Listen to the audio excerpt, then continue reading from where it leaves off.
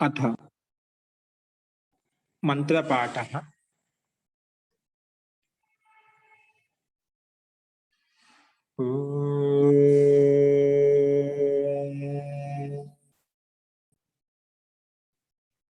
सहनाववतु सहनौ भुनक्तु सह वीर्यं करवावहै तेजस्विनावधीतमस्तु मा विद्विषावहै। ओम शांति शांति शांति।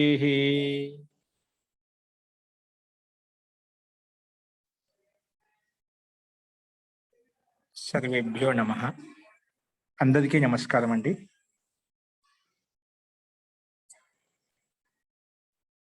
నిన్న చెప్పిన పాఠంలో ఎదుకైన సందేహాలు ఉన్నాయండి? నిన్న మనము సింశంతి పింశంతి కూడా చూశాము. సింశంతికి సమానంగానే పింశంతి రూపం కూడా రూపసిద్ధి ఉంటుందని చెప్పి, అలాగే షిండి పిండి కూడా చూశాము. ఇందులో ఎదుకైన సందేహాలు ఉన్నాయా?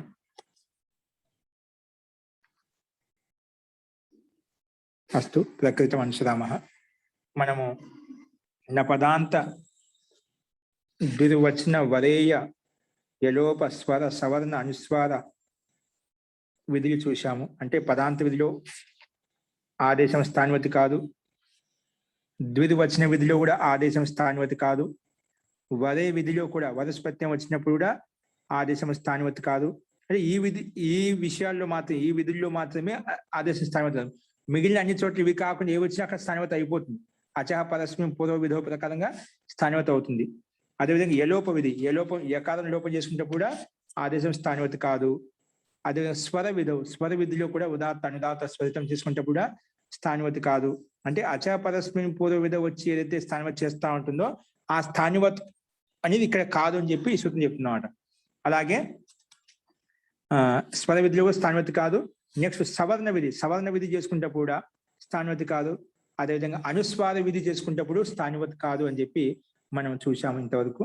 ఇప్పుడు ఇంకా అందులోనే దీర్ఘ విధిలో కూడా స్థానివతి కాదు అనే దానికి కూడా మనం ఎగ్జాంపుల్ చూసుకుంటున్నప్పుడు చూద్దాం. సో దీర్ఘ విధిలో స్థానివతి ఎలా కాదు, దానికి ఉదాహరణ ఏంటి అది రాసుకోండి. చూడండి, దీర్ఘ విధిలో స్థానివతి కాదు, దానికి ఉదాహరణ ఏంటి?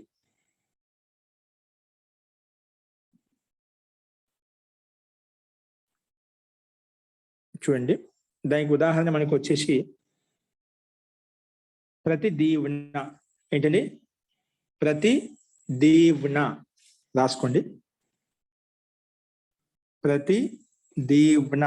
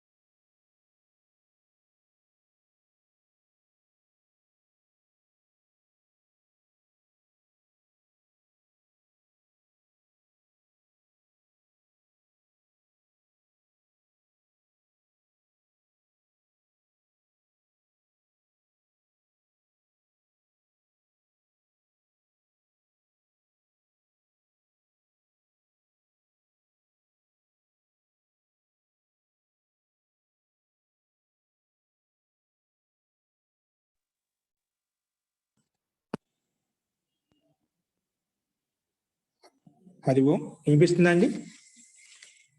అస్తు. ప్రతిదీవన ఉదాహరణ ఏంటండి? ప్రతిదీవన అది మనకు రూపసిద్ధి. చూడండి,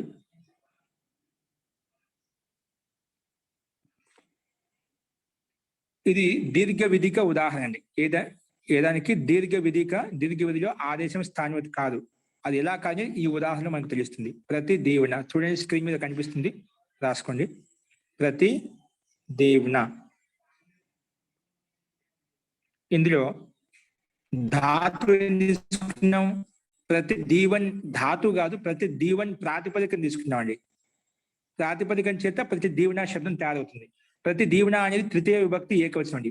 తృతీయ విభక్తి ఏకవచనం అంటే ప్రతి దీవెన అంటే ప్రతి దివన్ కే ద్వారా, ప్రతి దివన్ కే ద్వారా అని అర్థం. దివన్ అంటే ఇది దినవాచక శబ్దము, సమయవాచక శబ్దానికి సూచిస్తుంది.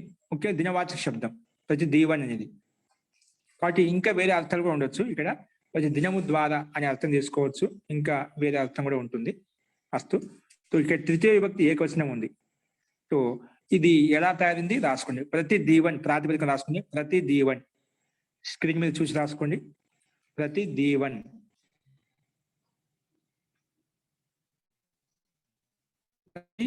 దీవన్. దీనికి ఎదుగు రాయండి. అర్థవద ధాతుర ప్రత్యయ ప్రాతిపదికం. అర్థవద ధాతుర ప్రత్యయ ప్రాతిపదికం. అర్థవద ధాతుర ప్రత్యయ ప్రాతిపదికం. ఒకవేళ మన ధాతు అంటే భూవాదయ ధాతు అని చెప్పి ధాతుని పెట్టేవాళ్ళం. కానీ ప్రతి దివన్ శబ్దం అండి. ఆ శబ్దానికి ఈ సూత్రం వచ్చేసి ప్రాతిపదికం అని పేరు పెడుతుంది. అందుకే రాస్తున్నాం. అనేన సూత్రేణ ప్రతి దీవన్ శబ్దస్య ప్రాతిపదిక సంజ్ఞా భవతి. అనేన సూత్రేణ ప్రతి దివన్ శబ్దస్య ప్రాతిపదిక సంజ్ఞా భవతి.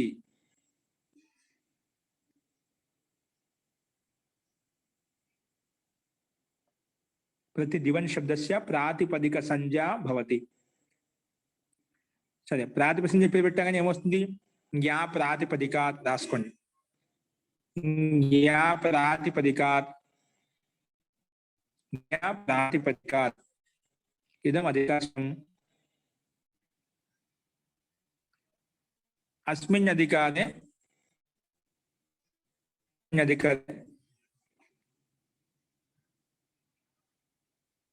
पूर्ववत तृतीय विभक्ति एकवचने, पूर्ववत तृतीय विभक्ति एकवचने टा प्रत्यय भवति. सु औ जस अम औट शस टा टा वस्तुंది. तृतीय विभक्ति एकवचने वस्तुंది. टा తెచ్చుకోవాలి. ఎందుకంటే పైన మనకు లక్ష్యం ఏంటి? ప్రతి దీవన తృతీయ విభక్తి ఏకవచన రూపం తయారు చేయాలంటే తృతీయ విభక్తి ఏకవచనంలో టా ప్రత్యయం తెచ్చుకోవాలి. అందుకే ఎలా సరే పూర్వవతు तृतीय विभक्ति एकवचने टा प्रत्ययो भवति. तृतीय विभक्ति एकवचने किं भवति? टा प्रत्ययो भवति.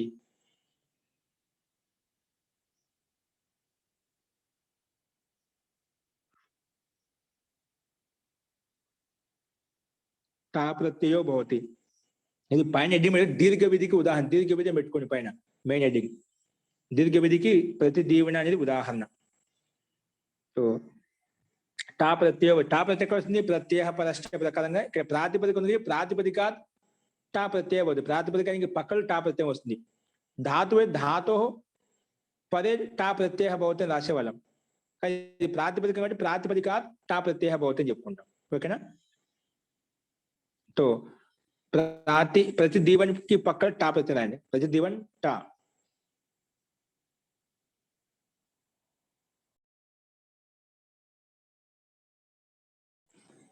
టా తీసుకొచ్చేయండి.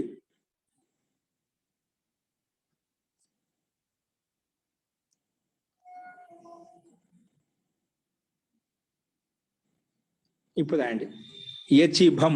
దీనికి ఎందుకు రాయండి? యచిభం, యచిభం సూత్రం రాయండి. యచిభం.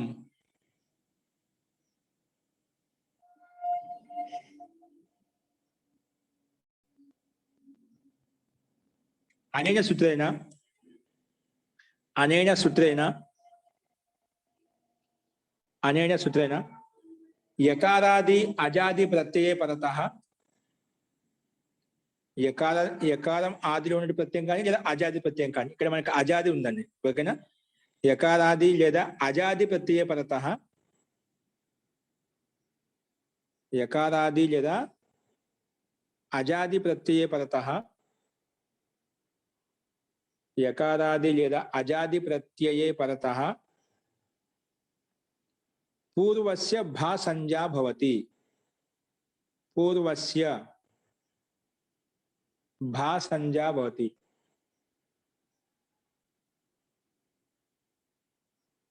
ఇక్కడ ముందు మనము అనుబంధ లోపం చేసుకోవాలి. అప్పుడే అజాది ప్రత్యయం. ఇప్పుడు అజాది జరిగితే అనుబంధ లోపం చేసినా అజాది అవుతుంది మనకు. అప్పుడు అది హలాదే అయిపోతుంది. టా తెచ్చుకునే అనుకో, టా అనుబంధ లోపం చేయకపోయినా అనుకోండి హలాదే అవుతుంది. కాబట్టి దాని పైన టా ఇత్యేస్య అనుబంధ లోపం రాయండి. పైన స్పేస్ ఉంటేనా ముందుగా టా ఇత్యేస్య అనుబంధ లోప రాయండి. అనుబంధ లోపం చేసిన తర్వాత అప్పుడు ఈ సూత్రం పనిచేస్తున్నాడు. అప్పుడు యకారం ప్రత్యయం కాదు, యకారం కానీ లేదా అచ్చుగానే ఉండాలి. ఇప్పుడు అనుబంధ లోపం చేస్తే ఏమవుతుంది, టాలో ఉండే టకారం వెళ్ళిపోతుందన్నమాట. అంటే టాలో ఉండే ఆ మాత్రం మిగులుతుంది అనుబంధ లోపం చేస్తే. ఎలాగా? చుట్టూ అనే సూత్రం చేత ప్రత్యయానికి ఆదిలో ఉండే చవర్గం కానీ టవర్గం కానీ ఉంటేనా దానికి ఇత్తని పేరు పెట్టుకుంటాము. ఇత్తని పేరు పెట్టుకుంటే తస్లోప అదర్శన లోప అయిపోతుంది చుట్టూ సూత్రం ప్రకారంగా. అది ప్రత్యయానికి ఆదిలో చవర్గం కానీ టవర్గం కానీ. ఇక్కడ టవర్గం యొక్క అక్షరం ఉంది కాబట్టి ఇత్ సంజ అయిపోతుంది. మళ్ళీ తస్య లోప ఆదర్శనం లోప చేస్తే ఆ మిగులుతుంది. కాబట్టి డైరెక్ట్ గా తెలుసు కాబట్టి యచిభం సారీ టా ఇత్యస్య అనుబంధ లోప అని కింద ప్రతి దీవన్ ఆ, ప్రతి దీవన్ ఆ. ఇప్పుడు దీనికి ఎదురుగా ఇది కంటిన్యూ చేయండి. యచిభం యచిభం అనేన సూత్రేణ యకారాది లేదా అజాది ప్రత్యయ పరతః పూర్వస్య భా సంజ్ఞా భవతి. ఆ అనేది అజాది ప్రత్యయం కాబట్టి అది పక్కన ముందుది. అంటే ప్రతి దివన్ అందుకి భా సంజ్ఞ పేరు వస్తుంది. భా అని ఒక పేరు నామకం చేశాం. భా అని పేరు పెట్టాం. ప్రతి దివన్కి ఆ అని పక్కన ఉంటే భా అని ఒక పేరు పెట్టుకున్నాం. అందుకే పూర్వస్య భా సంజ్ఞా భవతి. పూర్వస్య కిం భవతి? భా సంజ్ఞా భవతి. ఓకే, భా సంజ్ఞా భవతి. సో భా సంజ్ఞ పేరు పెట్టుకుని ఏం లాభం వచ్చింది? మనం ఏ విధంగా ధాతు అని పేరు పెట్టుకోవడం ధాతుకు అధికారానికి వెళ్తామో అలాగే ఇక్కడ భా అని పేరు పెట్టుకోవడం వల్ల భస్య అధికారానికి వెళ్ళి ప్రతి సూత్రం తెచ్చుకుంటామండి. అందుకే రాసుకున్నాం. భా సంజ్ఞ పేరు పెట్టడం వల్ల భస్య ఇది వచ్చిందండి. భస్య ఇదం అధికార సూత్రం. ఇదేంటి? ఇది కూడా అధికార సూత్రం అంట. భస్య ఇదం అధికార సూత్రం. భస్య ఇదం అధికార సూత్రం. భస్య ఇదం అధికార సూత్రం.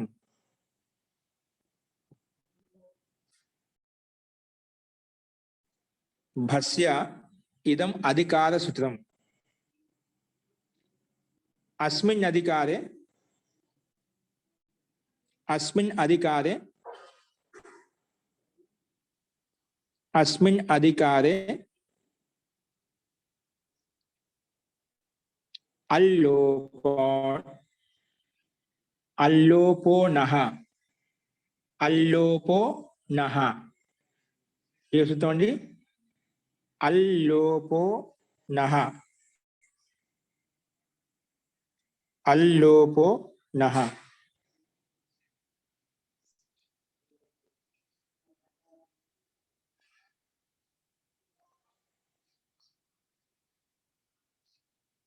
అల్లోపో నః.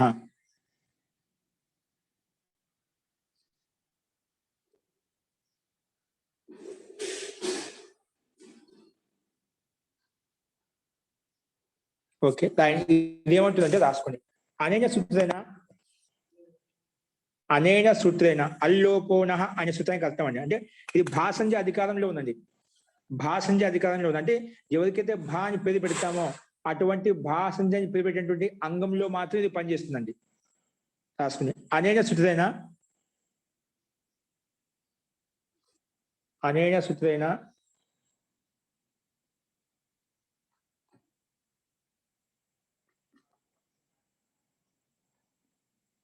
అన్నంతాత్ అన్నంతాత్ అన్నంతాత్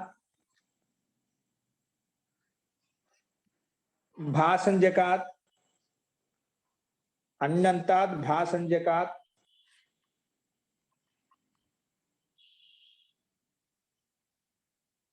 అన్నంతాత్ భాసంజకాత్ అంగస్య అన్నంతాత్ భాసంజకాస్ అంగస్య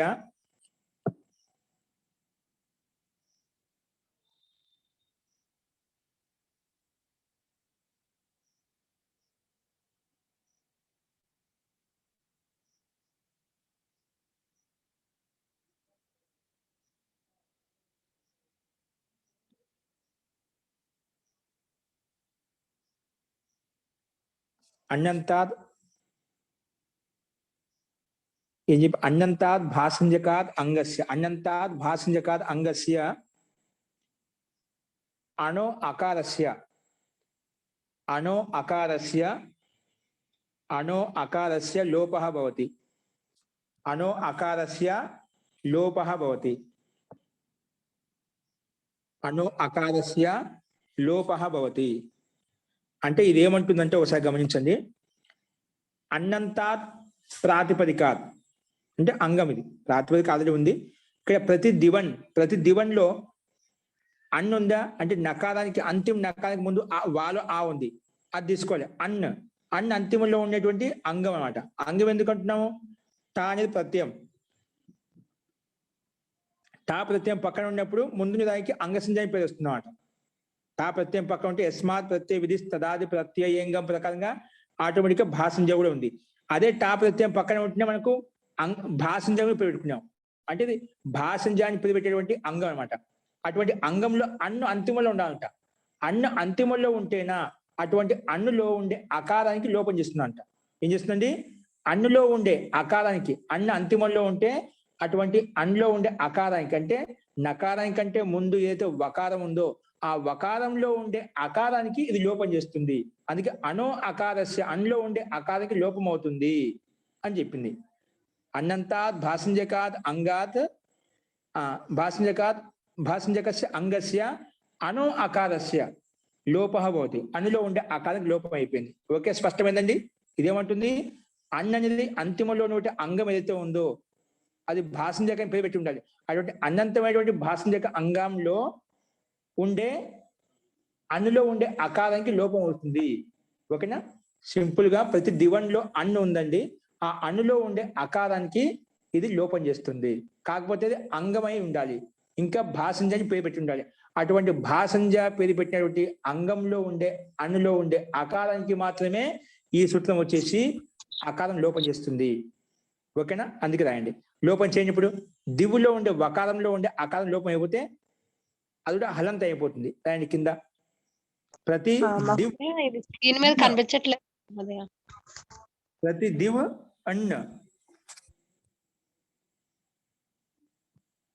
ప్రతి దివ్ అన్న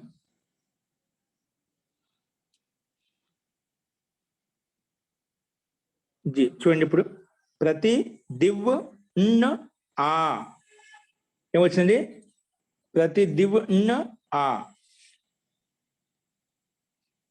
ప్రతి దివ్ న్ ఆ ఓకేనా అంటే వకారం నుండి అకారం లోపం అయిపోయింది అల్లోపం అవుతుంది ఇప్పుడు దీనికి ఎదుగు రాయండి ఇప్పుడు దాని అంటే ప్రతి ఇప్పుడు మనకు రూపం వచ్చేసిందండి మన లక్ష్యం ఏంటి ప్రతి దీవున దీర్ఘం రావాలి ఇప్పుడు మనకి ఈ స్థితిలో ఏమొచ్చింది ఈ స్థితిలో ప్రతి దివ్ న్ ఆ రెండు వకారంలో హలంతం అయిపోయి నకారం హలంతం ఆల్రెడీ ముందు నుంచే ఉంది పక్కన టా ప్రత్యయానికి అనుమతి లోపిస్తే ఆ మిగిలింది కదా అది ఇప్పుడు దీనికి ఎదుగు రాయండి హలిచ ఏంటండి హలిచ హలిచ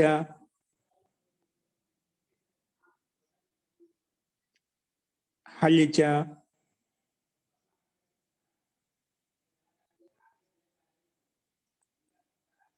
హలిచ ఇదేమంటుంది రాసుకోండి అనేన సూత్రేణ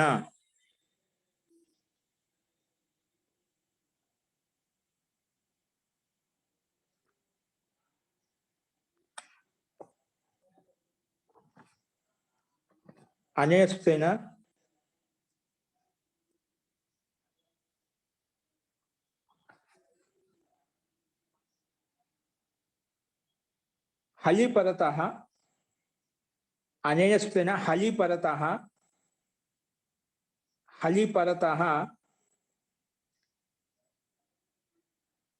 రేప వకారాంతస్య ధాతోః రేపం రకారంగా అంతిమంలో ఉన్నా వకారం అంతిమంలో ఉన్నా రేప వకారాంతస్య ధాతోః ఉపధాయాః దీర్ఘో భవతి ఉపధాయాః దీర్ఘో భవతి.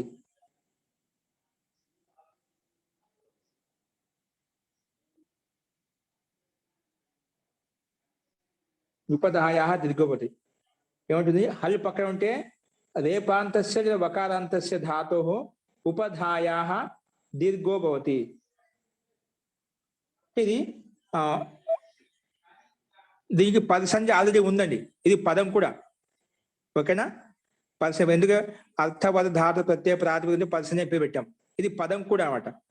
అంటే ధాతువుకి పదానికి రెండింటికి చేస్తున్నాం అన్నమాట. ధాతు పైన ఒక సూత్రం ఓ రూపధాయ దీర్ఘ ఇక అక్కడి నుంచి అనువృత్తి వస్తుంది. అంటే పదస్యకి కూడా అనువృత్తి ఉందన్నమాట. ఆ ప్రకారం ఇది పదం అనమాట. ఇది పదం అనే అర్థం తీసుకొని ఉపదాలో ఉండే అకారానికి ఉపదాలో ఉండే ఇకారానికి ఇకారానికి దీర్ఘం చేస్తుంది. అంటే ఉపదాలు ఏమన్నా ఉన్నా దానికి దీర్ఘం చేస్తుంది. ఏం చెప్పాను? హలిపరత రేప వకారాంతస్య ధాతో లేదా పదస్య ఉపధాయాః ఇకో దీర్ఘో భవతి. ఇక్కి దీర్ఘం అవుతుంది. ఏమవుతుంది? ఇక్కి దీర్ఘం అవుతుంది. ఇక్కి అంటే ఇక్కడ ఏంటి? ఆ ప్రత్యయం పక్కన ఉంటే ముందుది మొత్తం అంగం అంట. ఆ అంగంలో వకారాంతంగానే రేపాంతంగానే ఉండాలి. ఇక్కడేముంది? వకారాంతంగానే రేపాంతంగానే ఉండాలి. ఇక్కడ మనకు దివులో వా ఉందిరా, అట్లా వకారాంతంగానే రేపాంతంగానే ఉంటుంది. దానికంటే ముందు ఉపదాకి వకారాంతము రేపాంతంగా ఏదైతే ఉందో ధాతు కానీ పదం కానీ ఉందో దాంట్లో ఉండే ఉపదాకి దీర్ఘం అవుతుంది. ఏమవుతుంది?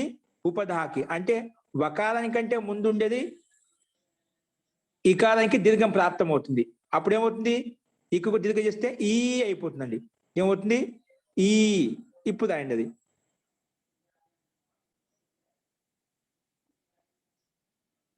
ఒక్క నిమిషం. ఈ ప్రాప్త రాయండి. ఈ ప్రాప్త ఉపదాయాః ఇకో దీర్ఘః ప్రాప్తః.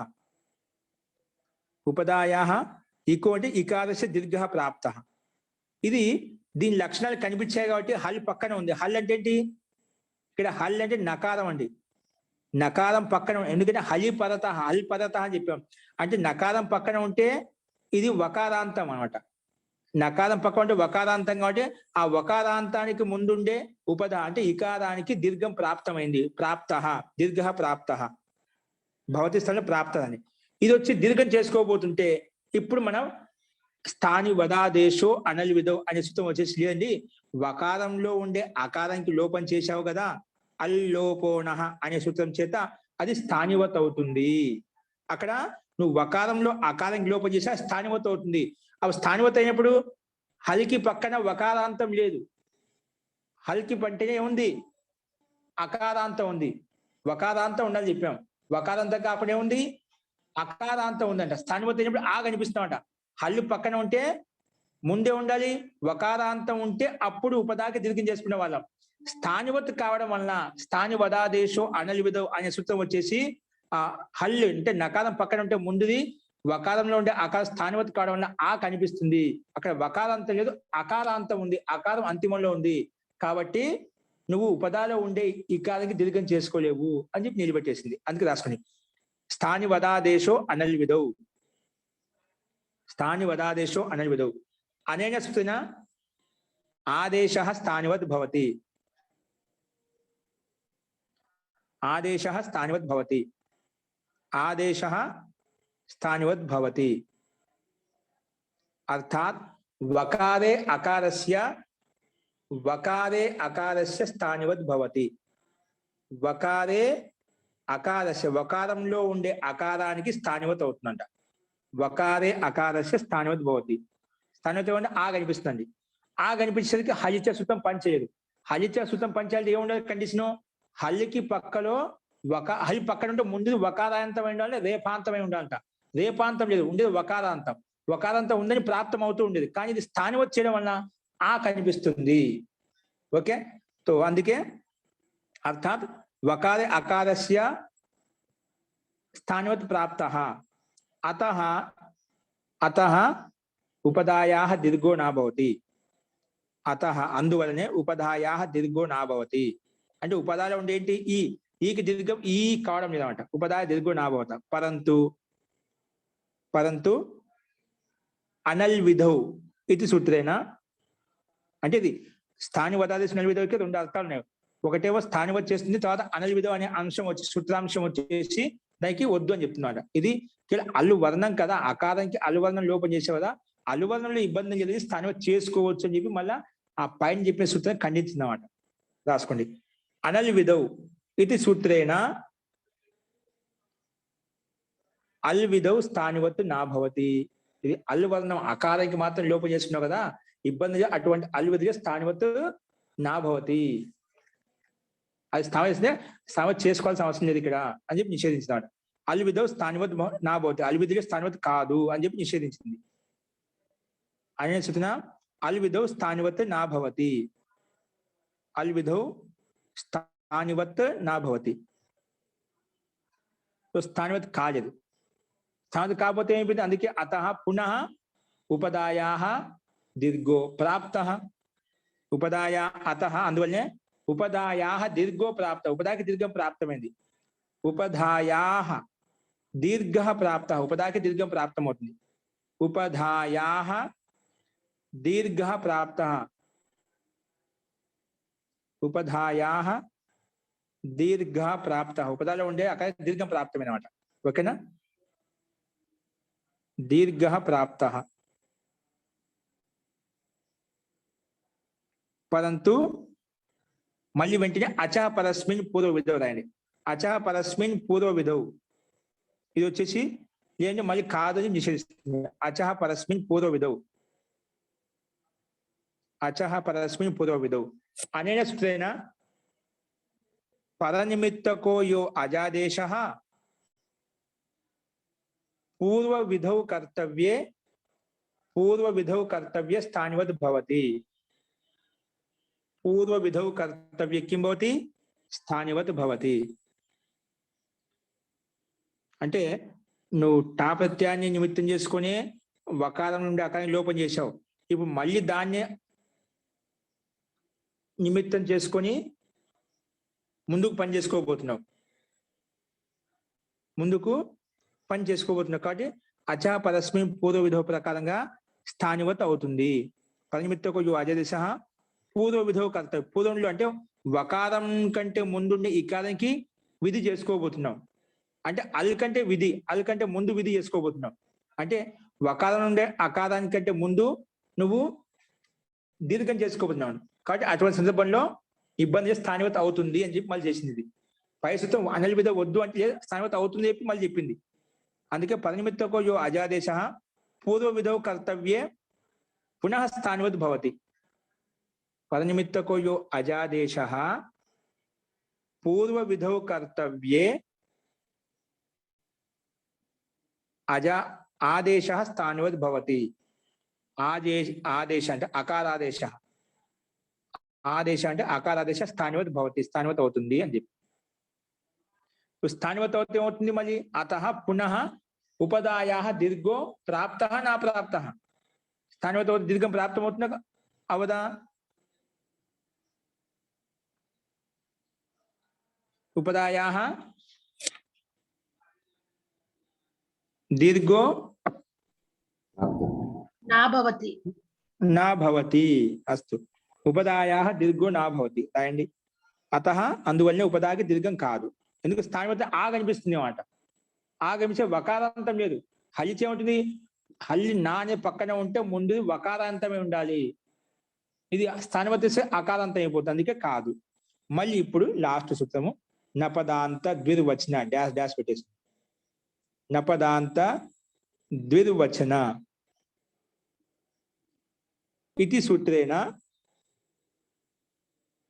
సూత్రేణ దీర్ఘ విధౌ ఆదేశః స్థానివత్ నా భవతి. అది వచ్చి స్థానివత్ చేస్తుంది. ఇది వచ్చి ఉంటుంది దీర్ఘ విధౌ ఆదేశః స్థానివత్ నా భవతి. దీర్ఘ విధౌ ఆదేశః స్థానివత్ నా భవతి. దీర్ఘ విధౌ ఆదేశః స్థానివత్ నా భవతి. దీర్ఘ విధిలో నువ్వు దీర్ఘం చేసుకునేటప్పుడు మాత్రము స్థానివత్ చేసుకోవద్దు. మిగిలిన సందర్భంలో అచః పరస్మిన్ పూర్వ విధౌ ప్రకారంగా స్థానివత్ అవుతుంది. కానీ ఒక దీర్ఘం చేసుకున్నప్పుడు మాత్రము, దీర్ఘం చేసుకుంటా అంటే అప్పుడు మాత్రం స్థానివత్ కాదు. అందుకే దీర్ఘ విధౌ ఆదేశ స్థానివత్ నా భవతి అని చెప్పి నిషేధించినాడు. ఓన్లీ ఇక్కడ చెప్పిన విధుల్లో మాత్రమే కాదండి, మిగిలిన అన్ని చోట్ల అవుతుందన్నమాట. అచహ పరస్మిన్ పుర విధౌ ప్రకారంగా దీర్ఘ విధౌ ఆదేశ స్థానివత్ నా భవతి. సో స్థానివత్ నా కాకపోతే ఏమవుతుంది? అతః పునః కిం ప్రాప్త ఉపదాయ దీర్ఘ ప్రాప్త నా ప్రాప్త. ఉపదాయ దీర్ఘ ప్రాప్త. స్థానివత్ కాలేదు, స్థానివత్ నా భవతి అని చెప్పి. స్థానివత్ అయితే అకారం కనిపించేది, స్థానివత్ కాలేదు కాబట్టి హలిచ వచ్చేసి దీర్ఘం చేసింది. ఉపదాలో ఉండే ఈకి దీర్ఘం ఈ అయిపోయింది అనమాట. అందుకే రాయండి అతః ఉపదాయా పునః దీర్ఘ ప్రాప్త. పునః దీర్ఘ ప్రాప్త. ఇప్పుడు దీర్ఘం చేయండి అంటే దీవులో ఉండే ఈకి దీర్ఘం చేస్తే ఈ అయిపోయింది. ప్రతి దీవ్ మొత్తం కలిపితే పక్కన ఆ ఉంది. ప్రతి దీవ్నా ఇతి రూపం భవతి. ఇతి రూపం సిద్ధితి. వచ్చేసిందా మనకు రూపము? ఇది దీర్ఘ విధిలో ఆదేశం స్థానివత్ కాదు. మొట్టమొదటి సూత్రం ప్రకారంగా ఆదేశం స్థానివత్ అవుతుందని చెప్పి, అందుకే హలిచ సూత్రం పనిచేయలేకపోయింది. మన అనల్విధ వచ్చేసి లేదంటే స్థానివత్ కాదు అని చెప్పింది. దాన్ని స్థానివత్ నిషేధించినమాట అలివిధం. కానీ అలివిధిని కూడా మళ్ళా అచహ పరస్మిన్ పూర్వ విధం వచ్చేసి లేదండి స్థానివత్ అవుతుంది అని చెప్పి మళ్ళీ దాన్ని ఖండించిందన్నమాట. మళ్ళీ ఆ ఖండించిన దాన్ని మళ్ళీ ఈ సూత్రం వచ్చేసి నా పదాంత వచ్చిన అనే సూత్రం వచ్చేసి లేదండి ఒక దీర్ఘ విధిలో మాత్రం స్థానివత్ కాదే కాదు అని చెప్పి నిషేధించింది. మళ్ళీ ఎవరిని? అచహ పరస్మిన్ పూర్వ విధంని. ఆ స్థానివత్ నిషేధించేసరికి ఆ కనిపించలేదు, ఆ కనిపించేసరికి మళ్ళీ హలిచ వచ్చేసి అది దీర్ఘం చేసేసింది. అందుకే ప్రతి దీవ్నా ఇది రూపం సిద్ధ్యతి. ప్రతి దీవ్నా ఇది రూపం సిద్ధ్యతి. ఓకేనా? ఈ రకంగా మనకు ప్రతి దీవ్నా రూపం సిద్ధించింది. సేమ్ ఇదే విధంగానే ప్రతి దీవ్నే, అది ప్రతి దీవ్నా అనేది ఏంటి? తృతీయ విభక్తి ఏకవచనంలో. చతుర్థ విభక్తిలో ఏమొస్తుంది? ప్రతి దీవ్నే వస్తుందండి. ప్రతి దీవ్నే మొత్తం ప్రక్రియ సేమ్ ఇదే విధంగా ఉంటుంది. కేవలం టా విభక్తి స్థానంలో మనము చతుర్థి విభక్తి, అక్కడ ప్రథమ విభక్తి తృతీయ విభక్తి ఏకవచనంలో టా ప్రత్యయో భవతి అని చెప్తాం. అక్కడే రాస్తాం చతుర్థి విభక్తి ఏకవచనే గే ప్రత్యయ భవతి. ఏమొస్తుంది? చతుర్థి విభక్తి ఏకవచనే గే ప్రత్యయ భవతి అని చెప్పి రాస్తాం. గే వచ్చిన తర్వాత ఏమవుతుంది? గే తీసుకొచ్చామనుకోండి, అనుబంధం లోపం చేస్తే ఏమిగులుతుంది? ఏ మిగులుతుందండి. ఏ మిగులుతుంది? అనుబంధం లోపం చేస్తే ఇప్పుడు టాకి అనుబంధ లోపం చేస్తే ఆ మిగిలింది, టా అయితే ఆ మిగిలింది. గేకి అనుబంధ లోపం చేస్తే ఏ మిగులుతుంది అంటే గేలో ఉండే ఆది గకారానికి లషక్వ తద్దితే ప్రకారంగా అనుబంధ లోపం చేస్తాం. ఇది సంజ తస్య లోప అదర్శ లోపం చేస్తే ఏ మిగులుతుంది. ఇక్కడ ఆ స్థానంలో ఏ ఉంటుందండి, కేవలం అది మాత్రమే కలిపేస్తాం అంతే. లాస్ట్ లో ప్రతి దీవునే మనం చేయాల్సిన అవసరం లేదు. చతుర్థి విభక్తి ఏకవచనే గే ప్రత్యయ భవతి తస్య అనుబంధ లోప పునః అనుబంధ లోపం చేస్తే ఏ మిగిలింది, అదే ఆ స్థానం ఏ పెడతాం. మిగిలిన ప్రక్రియ అంతా సేమ్ ప్రతి దీవునాకి సమానంగానే ఉంటుంది. అది ప్రతి దీవున తృతీయ విభక్తి ఏకవచనం, ప్రతి దీవునే అనేది చతుర్థి విభక్తి ఏకవచనం. కేవలం విభక్తిలో తేడా ఉంది, మిగిలిన ప్రక్రియ అంతా ఇదే విధంగా ప్రతి దీవుని అనే రూపం కూడా మనం చూసుకోవాలి. ఇక్కడ కూడా సేమ్ అదే విధంగా దీర్ఘం ప్రతి దీవన్ లో ఉండే ఇకారానికి దీర్ఘం చేసుకోబోతుంటే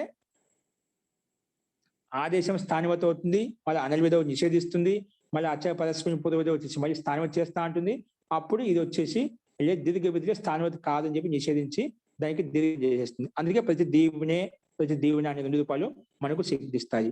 అటు ఈ రకంగా ప్రతి దీవుని అనే ధాతు కూడా ప్రాతిపదికం చేత కూడా ఈ రూపాన్ని తయారు చేయాలి. అదేవిధంగా మీరు దీన్ని ప్రాక్టీస్ చేయండి. అస్తు. ఇప్పుడు చెప్పిన దీర్ఘ విధిలో ఎవరికైనా సందేహం ఉందా? స్పష్టంగా ఉందని అందరికీ?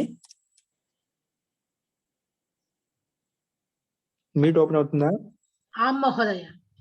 జీ ఓకే అండి. సో ఇప్పుడు సగ్ది రాసుకోండి. అయితే స్పష్టంగా ఉంది కదా. ఇప్పుడు దీర్ఘ జస్ విధి అండి, అంతేమండి. దీర్ఘ జస్ చదువు విధి కూడా ఉంది, అందులో ముందు జస్ విధి చూద్దాం. జస్ విధి అంటే చూద్దాం, రాసుకోండి. జస్ విధికి ఉదాహరణ. జస్ విధికి ఉదాహరణ. జస్ విధికి ఉదాహరణ ఏంటి? సగ్ధి.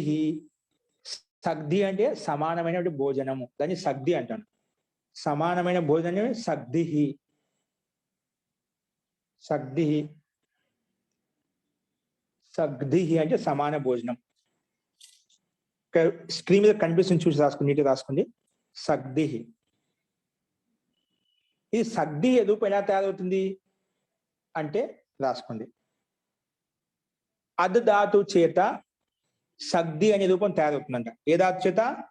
అద్ ధాతు చేత సగ్ధి అనే రూపం తయారవుతుంది. సగ్ధి రాసుకోండి. ఇది ధాతు అండి. పైది ప్రతి దివన్ శబ్దం అనేది ప్రాతిపదికము. అందుకే అర్థవర ధాతుల ప్రత్యయ ప్రాతిపదికం అనే సూత్రం చేత ప్రతి దివన్ శబ్దానికి ప్రాతిపదికం పేరు పెట్టుకొని ప్రాతిపదిక అధికారం ప్రతి తెచ్చుకున్నాం. ఇది ధాతు కాబట్టి ధాతుకు అధికారం ప్రతి తెచ్చుకోవాలి. కాబట్టి రాసుకుని అద్, అద్ ధాతుకు ఎదురుగా బాణం గుర్తించి రాసుకుని భూవాదయో ధాతవ అనేన సూత్రేణ అద్ ఇత్యస్య ధాతు సంజ్ఞా భవతి. అద్ ఇత్యస్య, అద్ ఇత్యస్య కిం భవతి? ధాతు సంజ్ఞా భవతి.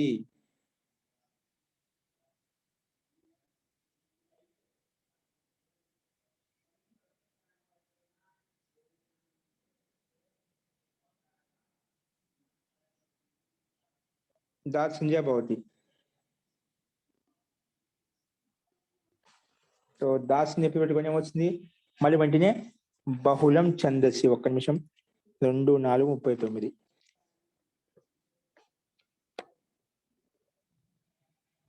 బహుళం ఛందసి ఏమంటుంది?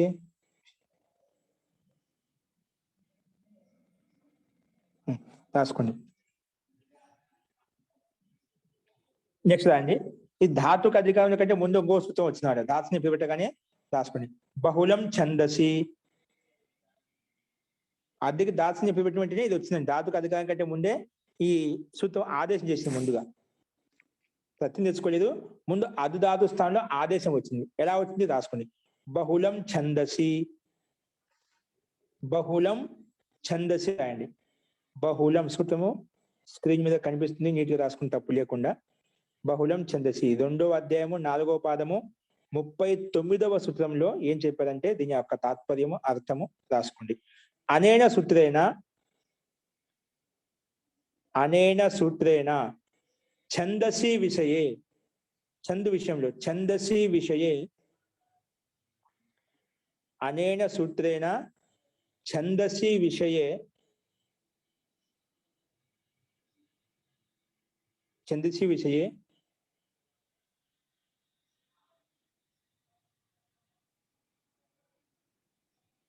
ఛందసి విషయే ఘయి అపి ఘయి పరతః, ఘయి పరతః, ఘయి ఘ ఘయి య చ జ జ య ఘయి పరతః. ఛందసి విషయం వేద విషయంలో అంటే వేద మంత్రం యొక్క విషయంలో. ఛందసి విషయం అంటే వేద విషయంలో. ఛందసి విషయం ఘయి పరతః అపిచ, లేదా, లేదా ఘయి పక్కన ఉండాలంట, లేదంటే అపిచ ఆర్ధ ధాతుకే పరతః, ఆర్ధ ధాతుకే పరతః, ఆర్ధ ధాతుకే పరతః అంటే ఘై ప్రత్యయం పక్కన ఉన్నా, లేదంటే ఆర్ధ ధాతుక ప్రత్యయం పక్కన ఉన్నా. ఘై ప్రత్యయ పరతః,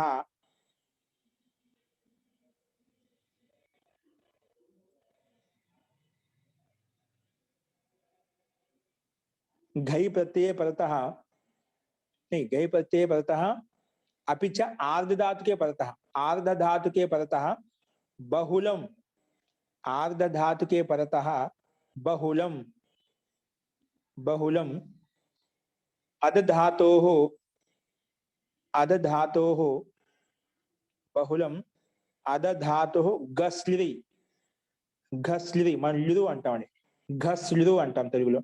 ఘస్లిరు ఇది అయం ఆదేశో భవతి. చూసుకుంటండి ఆర్ధాతుక ప్రత్యయం ఇక్కడ ఏం లేదండి. మనకి ఏముండాలి? ఘై ప్రత్యయం పక్కన ఉండాలి, లేదా ఆర్ధాతుక పెట్టిన ప్రత్యయం పక్కన ఉండాలి. కానీ ఇక్కడ ఏ ప్రత్యయం లేదు. కానీ ఇది ఆర్ధాతుక విషయంలో ప్రత్యయం రాబోతుందని చెప్పి ముందే భావి సప్తమి, భావి ప్రత్యయం అంటే భావి తెచ్చుకుంటాం, ఆర్ధాతుక ప్రత్యయం తెచ్చుకుంటాం. రాబోతుంది చెప్పే ముందే చెప్పే దానికంటే ముందే పని చేసేసుకుంటామంట. భావి ఆర్ధా సంధ్య వస్తుంది, భావి ఆర్ధాతుక ప్రత్యయం తెచ్చుకుంటాం అని చెప్పి ముందే మనము ఇక్కడ అది ధాతు స్థానంలో ఘస్లిరు అనేది ఆదేశం చేసుకుంటాం. ఓకేనా? अस्तु आर्धातुके परतः अपि च आर्धधातुके परतः बहुलम् अदधातोः घस्लु आदेशो भवति घस्लु आदेशो भवति ఇక్కడ అర్ధధాతు స్థానంలో ఘస్లు వస్తుందంట అందుకే చేయండి అర్ధధాతు స్థానంలో ఘస్లు వస్తుంది చెప్పింది ఇప్పుడు చేయండి ఘస్లు వచ్చిందండి ఏమొచ్చింది ఘస్లు అంటే అది స్థానంలో ఎలా వస్తుందండి అని ఎవరు చెప్పారు అద్దుకు గస్లు ఆదేశం అద్దులో అంటే అద్దులో అకారానికి వస్తుందా దకారానికి వస్తుంది ఎక్కడ వస్తుంది అంటే షష్ఠీ స్థానే యోగ ప్రకారంగా దాని స్థానంలో వస్తుంది అది ఒక స్పష్టత కోసం ఉంది ఇది వచ్చి గస్కి గస్తులు ఆదేశం అద్దుకి గస్తులు ఆదేశం చేస్తా అంటే ఎక్కడ వస్తుందంటే దాని స్థానం సంపూర్ణ స్థానంలో వస్తుంది అని చెప్తున్నమాట ఇక సూత్రం రాసుకోండి కావాలంటే షష్ఠీ స్థానే యోగ షష్ఠీ స్థానే యోగ ఇది వచ్చి దాని స్థానం అదు స్థానంలో ఘస్లు వస్తుంది అని చెప్పిందండి షష్ఠీ స్థానే యోగ అస్తు ఇప్పుడు రాసుకోండి ఘస్లు వచ్చిందండి ఇప్పుడు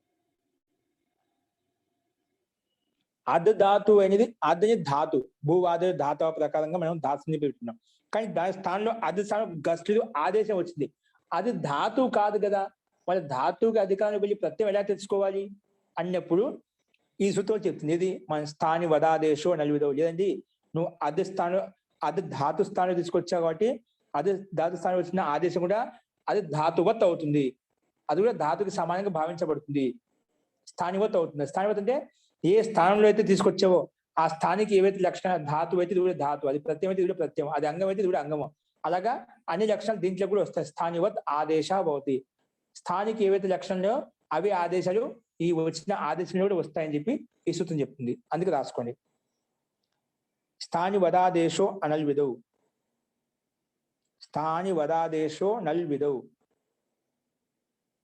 స్థాని వదాదేశో నల్విదౌ అనల్విదౌ స్థాని వదాదేశో అనల్విదౌ అనేన సూత్రేణ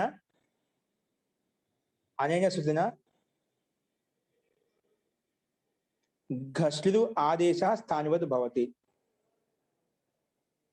घस्लु आदेशः स्थानिवत् भवति घस्लु आदेशः किं भवति स्थानिवत् भवति अर्थात् धातुवत् भवति धातुకి సమానంగా వస్తుంది కూడా धातुवत् भवति घस्लु आदेशः धातुवत् भवति ఓకేనా तो ఇది కూడా ధాతు అయిపోయింది అర్ధ ధాతు కాకుండా అర్ధ స్థానం వచ్చిన ఘస్లు కూడా అది కూడా ధాతు అయిపోయింది ధాతువత్ భవతి అతః అందువల్లనే రాసుకుని కింద సూత్రం రాసుకు మళ్ళా ధాతోః ఇదం అధికార సూత్రం ఇదం అధికార సూత్రం అధికారం ప్రతి తెచ్చుకోవాలి ఇప్పుడు ధాతుకి పక్కనే ప్రతి తెచ్చుకోవాలి అంటే అధికారానికి వెళ్ళాలి అందుకే ధాతోః ఇదం అధికార సూత్రం అస్మిన్ అధికారే ఏముందంట రాసుకుని స్త్రియాం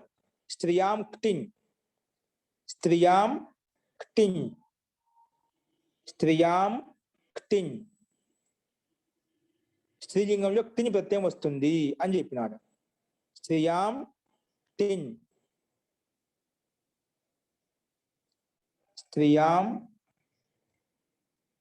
క్టిన్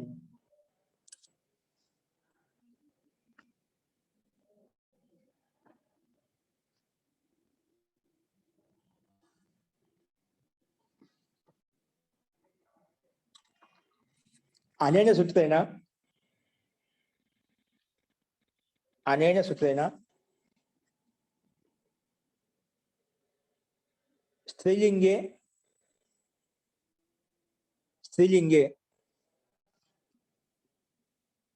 అనేన సూత్రేణ స్త్రీలింగే ధాతోః స్త్రీలింగే ధాతోః క్తిన్ ప్రత్యయः భవతి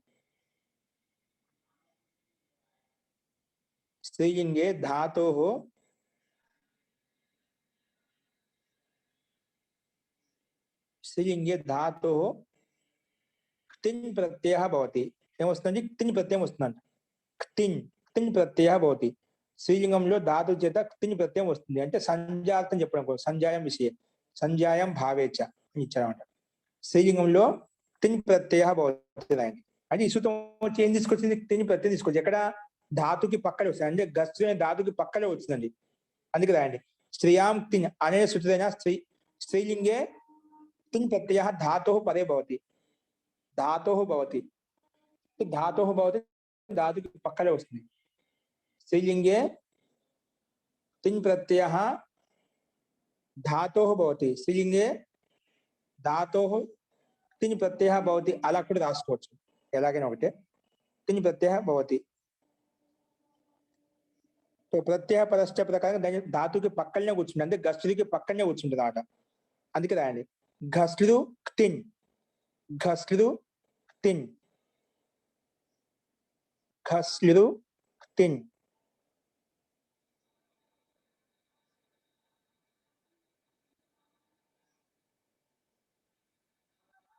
ఇప్పుడు దానికి ఎదురు తిన్ ప్రత్యయస్య అనుబంధ లోప, తిన్ ప్రత్యయస్య అనుబంధ లోప అంటే తిన్ లో అంతిమ నకారానికి ఇత్సనే పెట్టి లోపం చేస్తాను. తిన్ ప్రత్యయస్య అనుబంధ లోప, అంతిమ నకారానికి లోపం చేస్తే ఏమవుతుంది? నేను లోపం అంటే ఇత్తని పెట్టుకుంటాం, ఇత్తని పెట్టిన తర్వాత తస్య లోప అదర్శన లోప ప్రకారం లోపం చేస్తాం, అప్పుడు నా వెళ్ళిపోతుంది. ఇంకా కకారం ఉంటుందండి, తిన్ కదా ఆది కకారం, ఆది కకారానికి లషక్వ ద్వితీయ ప్రకారం ఇత్తని పెడతాం, మళ్ళీ తస్య లోప అదర్శన లోపం చేస్తే కకారం వెళ్ళిపోతుంది, అంతిమ నకారం వెళ్ళిపోతుంది. ఏం మిగులుతుంది మధ్యలో? ఓన్లీ తీ మిగులుతుంది అన్నమాట. అందుకే డైరెక్ట్ రాసేస్తుందో తిన్ ఇత్యస్య అనుబంధ లోప, అనుబంధ లోప రాయండి. అనుబంధ లోపం చేస్తే ఓన్లీ తీ మిగులుతుంది, రాయండి ఘస్లు తి, ఘస్లు తి, ఘస్లు తి.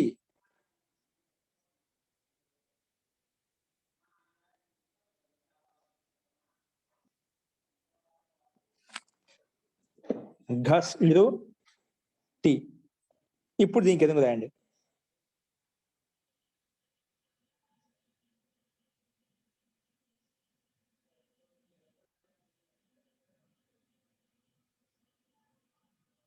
ఇక్కడ ఘస్లులో కూడా అనుబంధ లోపం అవుతుంది. ఎలా అవుతుంది? ధాతు కదా, అనుబంధ లోపం అవుతుంది. అది కూడా రాయండి ఘస్లు ఇత్యస్యాపి అనుబంధ లోప,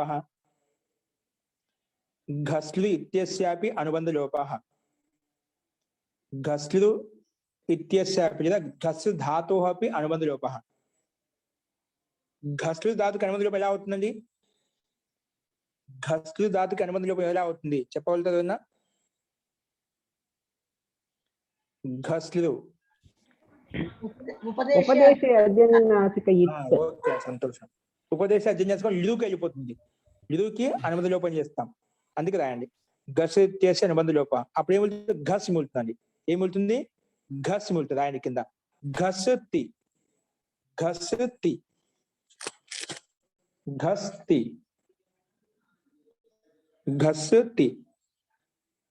ఇప్పుడు రాయండి ఘసి భసోర్ హలిచ. ఏమొస్తుంది? ఘసి భసోర్ హలిచ, ఘసి భసోర్ హలిచ, ఘసి భసోర్ హలిచ. ఇవన్నీ సూత్రాలంటే ఇలాంటి కండిషన్స్ స్థితి కనిపించగానే దానికి సంబంధించిన అర్థానికి ఏదైతే అర్థం ఉందో అర్థం ఆటోమేటిక్గా వచ్చేస్తుంది. ఏ లక్షణం ఏ స్థితిలో ఉందో అక్కడ రూపసిద్ధి, ఆ స్థితిలో కొన్ని లక్షణాలు ఉంటాయంట. ఆ లక్షణాల ప్రకారంగా ఆ సూత్రం యొక్క కండిషన్స్ మొత్తం వచ్చాయనుకోండి, అది 4వ సూత్రాల నుంచి ఏదైనా రావచ్చు మనకి. ఇప్పుడు ఈ స్థితిలో ఇది వచ్చిందన్నమాట. ఏది? ఘసి భసోర్ హలిచ. ఇదేమంటుంది? రాసుకోండి ఘసి భసోర్ అంటే ఘస్ ధాతు కానీ భస్ ధాతు కానీ. ఏదండి? ఘస్ ధాతు కానీ భస్ ధాతు కానీ. ఇక్కడ మనకు భస్ ధాతు లేదు కానీ ఘస్ ధాతు ఉంది కదా. ఘస్కి అనుమతి చూపిస్తే ఘస్ మిగిలిందా?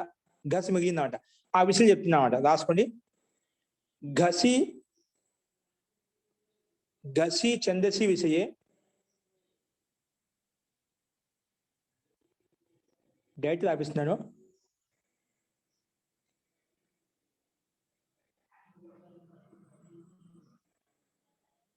ఘసి ఛందసి విషయ ఉపధాయా లోపో భవతి. ఘసి అంటే గస్ లో ఉండే గసి విషయం అంటే గస్ విషయంలో ఘసి ఛందసి విషయే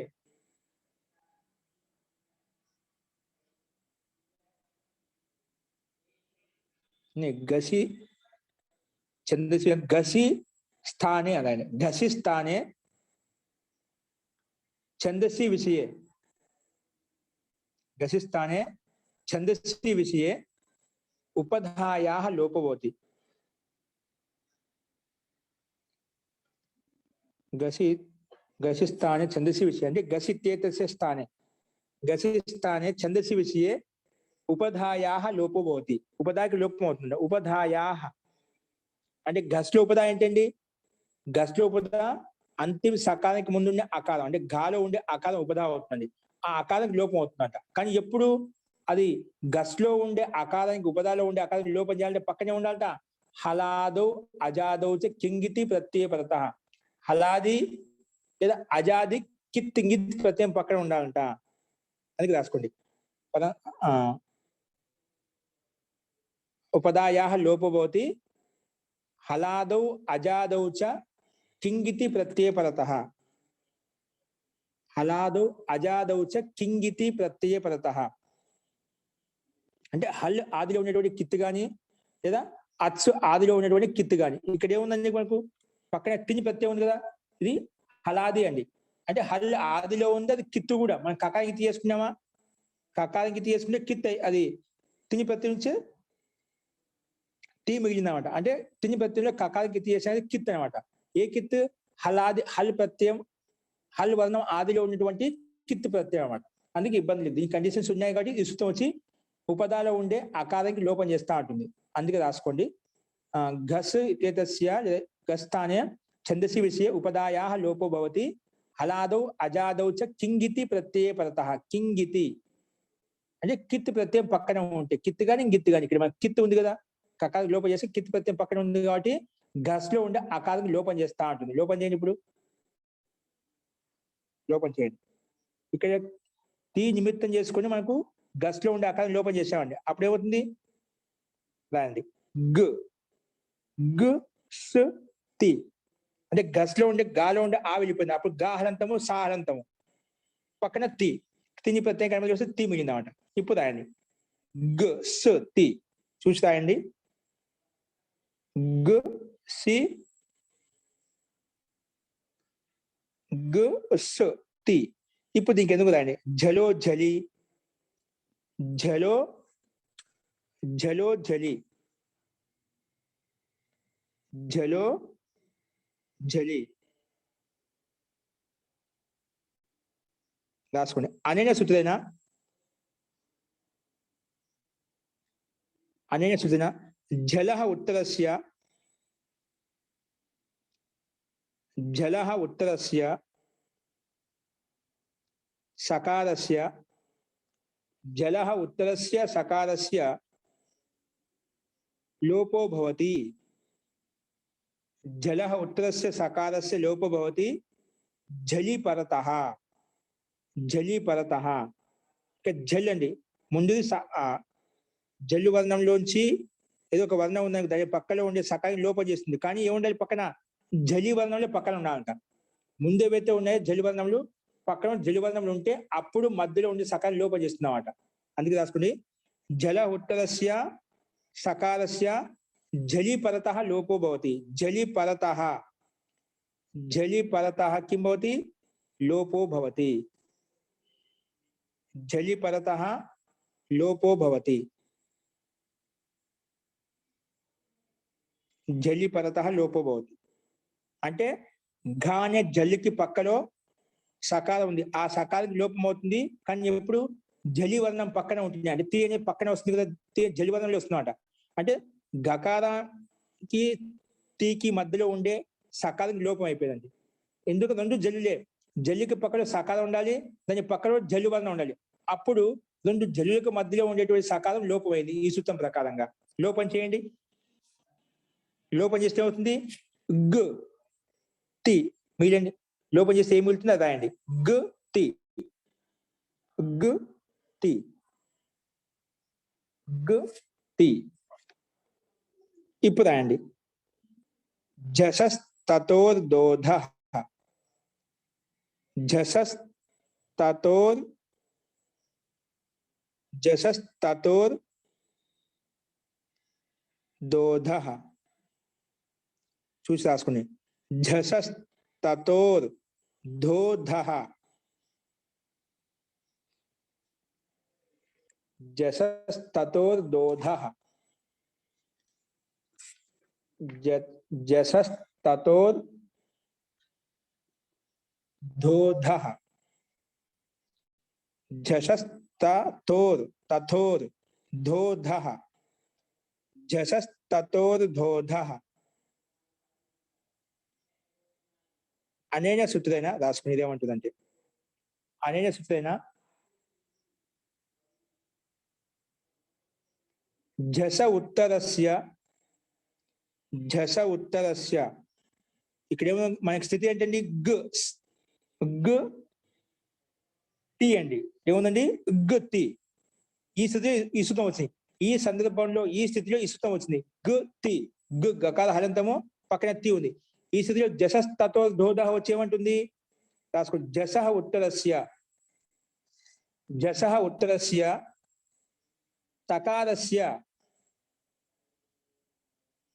జసః ఉత్తరస్య తకారస్య స్థానే, తకారం ఉందిదా, కి పక్కన తి. తీలో మొట్టమొదటి తానే కదా, ఆ తకారంకి జసః ఉత్తరస్య తకారస్య స్థానే ధకారః ఆదేశः భవతి. ధకారః ఆదేశः భవతి. ధకారః అంటే తీ స్థల తకారం ధా చేస్తుందండి. ఆ తర్వాత తీలో ఉండే ఈలో కూడా కలిసిపోతున్నాం అంట, ధాలో కలిసిపోతుంది. తకారస్య స్థానే అంటే హలం తకార స్థానం ధకారం అయిపోతుంది. తకారస్య ధకారః భవతి.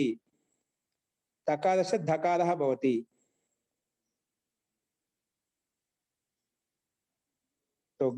ఆ తకార ధకారం చేస్తే ఏమవుతుంది, తాకి ధా అయిపోతుంది, పక్కన ఈ ఎలా ఉంది అలాగే ఉంది కాబట్టి ధీ అయిపోతుంది. అందుకే దాన్ని గ్ ధీ.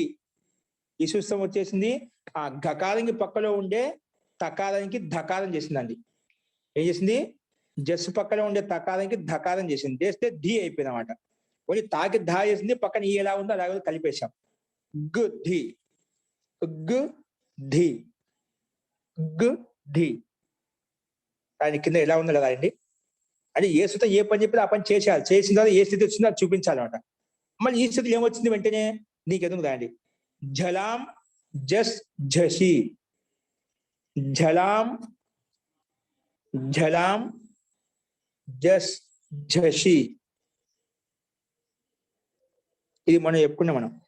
ఝలాం జస్ ఝషి. ఝలాం జస్ ఝషి. అనేన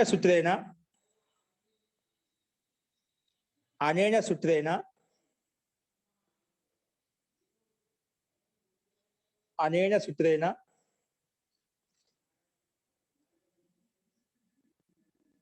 झल स्थाने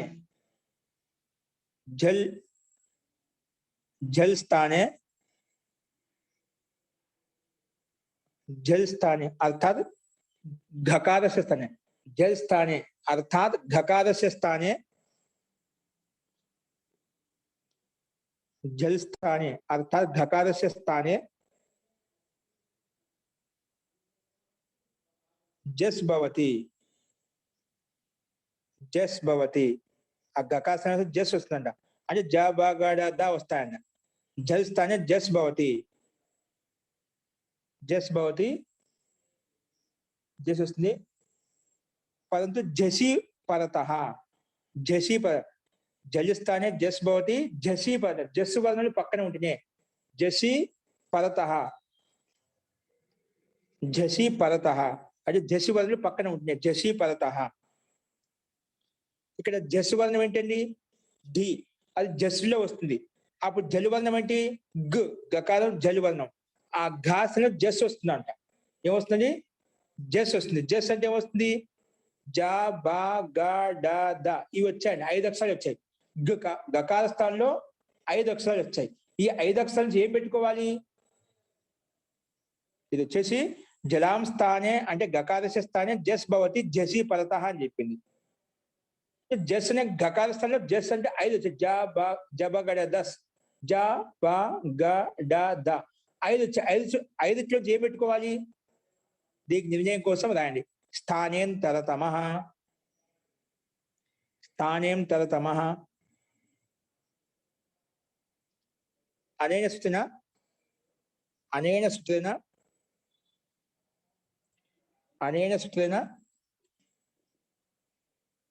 స్థానే అంతరతమః ఆదేశः భవతి. స్థానే किं भवति అత్యంత సదృశతమః లేదా అంతరతమః ఆదేశः భవతి. అత్యంత సమానంగా ఉండి పెట్టుకోని చెప్పింది. 5 వచ్చాయి కదా, ఆ గా ధ అది గకారం కదా, గకారానికి సమానంగా ఉండేటువంటి అక్షరాలు ఏమైనా ఉంటే అవి పెట్టుకొని చెప్పింది. అందుకే స్థానే అత్యంత సదృశతమః ఆదేశः భవతి. అత్యంత సదృశతమః ఆదేశः భవతి. ఆదేశ భవతి కాకుండా ఆదేశ ప్రాప్త, ప్రాప్తం అవుతుంది. ఇదంతా స్థానివత అవుతుంది. మళ్ళీ అనల్ విధ వచ్చేస్తుంది, మళ్ళీ అచయ పరస్మై పుర విధ వస్తుంది, మళ్ళా నా పదాంత వచ్చేసి ఇది జస్ విధిలో కాబట్టి జలాం స్థానే జస్ భవతి అని చెప్పి జస్ విధిలో స్థానివత కాదు అని చెప్తుంది. కాదనేసరికి మనకు అక్కడ జస్ ప్రాప్తం అవుతుంది. ఏం ప్రాప్తం ఉంది? స్థానిక ప్రకారంగా గకారానికి స్థానిక అకుహ విసర్జనీయ కంఠ్యాహ స్థానం గక కంఠస్థానం అండి. జబగడస్లో కంఠస్థానం ఉండేటువంటి వర్ణం ఏంటి? జ అనేది తాలు స్థానం, రిచు యశాస్థానం తాలు స్థానం. జ బా అనేది మూర్ధ స్థానం, రిచు రస మూర్ధన్యాహ. ఉపు పద్మాన్ని ఓష్ట్యాహ ప్రకారంగా ఓష్ట స్థానం. జ బా గ అనేది కంఠస్థానం, ఎందుకు కవర్గం యొక్క అక్షరం. అని ఇది కంఠస్థానం, ఇది కంఠస్థానం, రెండు సమానం కలిసాయి. కాబట్టి జబ గడ దృష్టిలో ఇది గకాలం అనేది కంఠస్థానము, మిగిలినటువంటి అన్య స్థానం ఉన్నాయి. అత్యంత సదృశ్యంగా ఉండేది కవర్గం యొక్క అక్షరమే కాబట్టి ఆ ఘా స్థానంలో ఒత్తు ఘా స్థానం సామాన్య గకారం వస్తుందన్నమాట. ఓకేనా? సామాన్య గకారం వస్తుంది. అంటే ముందు ఇది గకారం చేసుకోబోతుంటే ఈ సూత్రం వచ్చేసి స్థాని వదాదేశం నలువిధ వచ్చేసి ఇది గకారంలో అకారం లోపం చేసామా? ఏ సూత్రం చేత? ఘసి బస్వద హలిచ అనే సూత్రం చేత అకారం లోపం చేశాం కదా, అది స్థానివత్ చేస్తాను అంటుంది. అది స్థానివత్ చేయడం వల్ల మనకు జలాం జస్ జసి ప్రకారంగా వెంటనే జస్ వర్ణం పక్కన కనిపిస్తుంది, అస్వర్ణం కనిపిస్తుంది. అందుకే ఆ ఒట్టు ఘాస్థానంలో సామాన్య గకారం రావడం లేదు. మళ్ళీ అనల్ విధ వచ్చేసి నిషేధిస్తుంది, మళ్ళీ అప్పుడు ప్రాప్తం అవుతుంది. మళ్ళా అచహ పరస్మై పూర్వ విధ వచ్చేసి మళ్ళీ స్థానివత్ చేస్తుంది. స్థానివత్ చేస్తే మళ్ళీ ఏం ప్రాప్తం కాదు? జస్ ప్రాప్తం కాదు, గకారం ప్రాప్తం కాదు. మళ్ళీ ప్రాప్తం కాకపోతే మనకి అనిష్ట రూప సిద్ధి వస్తుంది. కాబట్టి మళ్ళీ నపదార్థ వచ్చిన వదయ్య ఎలోప స్వర సవర్ణాన్ని విధవు అని చెప్పి ఈ సూత్రం ప్రకారంగా ఇది జస్ విధి. జస్ విధిలో ఆదేశం స్థానివత్ కాదు, ఒక జస్ విషయంలో మాత్రము ఆదేశం స్థానివత్ చేయొద్దని చెప్పి నిషేధించింది. మళ్ళీ నిషేధించేసరికి స్థానివత్ కాలేదు కాబట్టి మనకి ఇష్టరూపం సిద్ధించినాడు. ఇష్టరూపం అయిపోతుంది, అది జస్ అవుతున్నాడు. అంటే ఘాస్థానంలో సామాన్య గకారం వస్తుంది, గకారం వస్తుంది గ్ అయిపోతుంది. అప్పుడు గ్ ది కంటే ది అయిపోయింది అనమాట. ఏమిటి? ధి అనే రూపం మనకు వస్తుంది అన్నమాట. ధి అనే రూపం మనకు వస్తుంది. మనకేంటి లక్షణం? సగ్ధి కావాలి. ఆ సగ్ధి అంటే ఆ ధికి సకారం ఎలా వస్తుందో సగ్ధి రావడానికి ఒక ప్రక్రియ విధి విధానం ఉంది. దాని ప్రకారం మనం సమాసం చేసుకుని తెచ్చుకుంటాం. కాబట్టి ఈ ప్రక్రియ మనం రేపు చెప్పుకుందామండి. ఇప్పుడు ధి తయారైంది. ధి తయారైన తర్వాత మనకు సా ఎలా వస్తుంది అనేది రేపు చూద్దామండి. ఓకేనా? సా అనేది ఎలా వచ్చింది, అక్కడ సమాన శబ్దంతో ఈ ధి శబ్దానికి మనం సమాసం చేయాలి. సమాసం చేసినప్పుడు రెండు కలిసి ధి సగ్ధిగా మారిపోతాయి. కాబట్టి ఇక్కడ ఈ సూత్రం వచ్చి జలాం జస్ జసి అనే సూత్రం వచ్చేసి ఒత్తు ఘాక స్థానంలో సామాన్య గకారం చేసుకోబోతుంటే ఇది మీరు రాసేయండి. స్థానివత్ ఆదేశ భవతి అనే ప్రకారంగా అది స్థానివత్ వచ్చి మధ్యలో వచ్చి కూర్చుంటుంది. అప్పుడు ఆ కనిపించేసరికి మళ్ళీ ప్రాప్తం కాలేదు. మళ్ళీ అనల్ విధ వచ్చేసి వద్దులే స్థానివత్ కాదని చెప్పింది. అప్పుడు మళ్ళీ ప్రాప్తమైంది. మళ్ళీ ప్రాప్తం అవుతుంటే మళ్ళీ అచయ పరస్మై పుర విధ వచ్చేసి మళ్ళీ స్థానివత్ చేసింది. స్థానివత్ చేసేసరికి ఆ కనిపించింది. మళ్ళా ఆ కనిపిస్తే ఈ సూత్రం మళ్ళీ రాదు. ఇది జలాం జస్ జసి అనే సూత్రం రాదు. ఎందుకంటే జస్సు పక్కన జస్సు వర్ణం పక్కన ఉంటే వస్తున్నమాట. ఈ స్థానివత్ అయ్యేసరికి ఆ కనిపిస్తున్నమాట. అందుకే అనిష్ట రూపం సిద్ధం అవుతుంటే, అనిష్ట రూపం సిద్ధిస్తుంటే ఆ ఇష్ట సిద్ధి కోసము మళ్ళీ ఈ సూత్రం రచించాల్సి వస్తుంది మహర్షి పాణినికి. అందుకే ఇది అనుస్వార జస్ విధో ఆదేశ స్థానివత్ నా భవతి అని చెప్తుంది. అందుకే జస్ విధి కదా మనం జస్ చేసుకోబోతున్నాం. అటువంటి విధిగా స్థానివత్ కాదని చెప్పి స్థానివత్ కాకపోయేసరికి ఆ కనిపించదు. ఆ కనిపించకపోయేసరికి జల్య పక్కన కనిపిస్తుంది కాబట్టి జస్వర్ణం పక్కన కనిపిస్తుంది కాబట్టి మనకు ఆ ఘా స్థానంలో సామాన్య గకారం వస్తుంది. అప్పుడు చేస్తే ధి అనే రూపం మనకు సిద్ధిస్తుంది. పక్కన సగ్ధిలో సా రావడానికి ప్రక్రియ మనం రేపు చెప్పుకుందామండి. ఇప్పుడు ఇందులో ఎవరికైనా సందేహాలు ఉంటే కూడా మనం మంత్రపాఠం అయిపోయిన తర్వాత చూద్దామండి. అస్తు మంత్రపాఠ. ఓం సర్వే భవంతు సుఖినః, సర్వే సంతు నిరామయాః, సర్వే భద్రాణి పశ్యంతు, మా కశ్చిద్ దుఃఖభాగ్ భవేత్. ఓం శాంతి శాంతి శాంతిః. సర్వేభ్యో నమః. అందరికీ నమస్కారం అండి.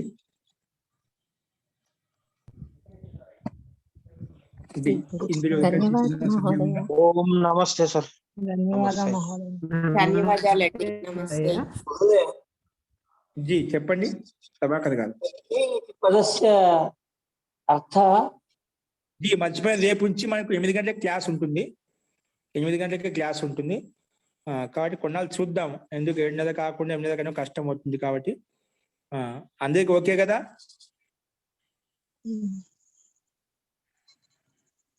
అస్తువా? అస్తు మహోదయ. ఏకకంఠంగా వస్తున్నారు. అస్తు మహోదయ. అస్తు మహోదయ. అస్తు అండి. 8 గంటలకు మనం సిద్ధంగా ఉండండి. 8 నుంచి 9 లోపల చేసుకుందాం. ఓకే అండి. ఇప్పుడు చెప్పండి, ఏదో అడగబోతున్నారు.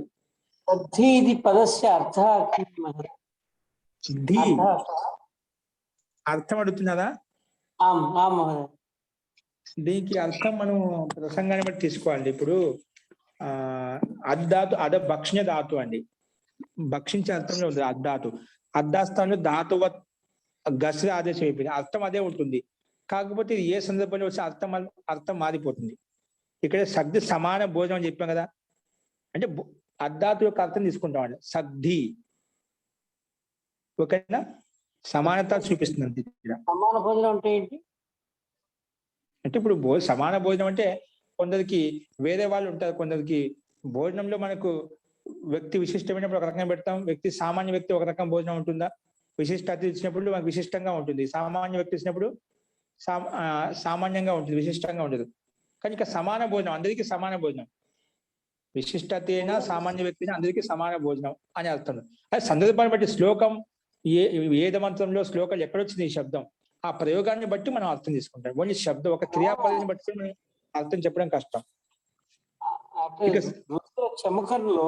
రుద్ర చమకంలో సగ్ధిష్టమే సపీతిష్టమే అని మంత్రం వస్తుంది.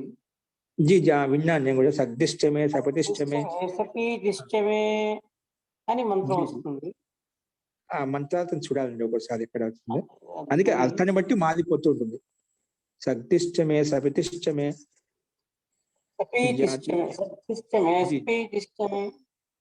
జీ జీ ఉందండి. ఆ అర్థం చూడాలి మనం. ఇప్పుడు మనకు క్రియాపదం యొక్క అర్థం సమాన భోజనార్థం, సమానత చూపించే అర్థంలో చూపించదు. అందరికీ సమాన భోజనం అని చెప్పి అది ఇంకా ఆ వేద మంత్రంలో వచ్చిందని బట్టి చూస్తే మనకు స్పష్టం అవుతుందండి. ఓకే అండి. అస్తు. సర్వేభ్యో నమః.